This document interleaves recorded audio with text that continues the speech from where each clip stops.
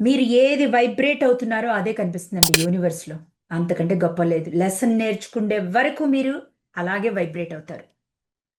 Lesson నేర్చుకుని oh my God నేను కాదు ఇది, ఇన్నర్ చైల్డ్కి మీరు చెప్పాలి. ముందు మీరు నేర్చుకోవాలి.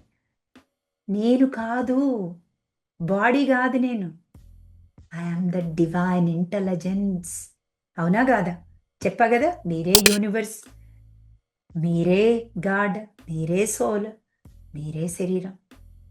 మరి నేనొక్క శరీరాన్నే అనుకున్న వాళ్ళందరూ ఎన్ని కష్టాలు పడ్డారో.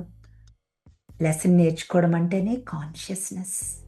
స్పిరిచువాలిటీ అంటేనే నేనెవరినో నేర్చుకుని, నా తాత ముత్తాతలు ఎక్కడ బ్లాక్ చేశారో, డబ్బుల్లో బ్లాక్ చేశారా, కెరియర్లో బ్లాక్ చేశారా, ఆ బ్లాక్ని నేను తీసి నా సోల్ స్టార్ చక్ర ద్వారా వాళ్ళకి ఇచ్చేయడం.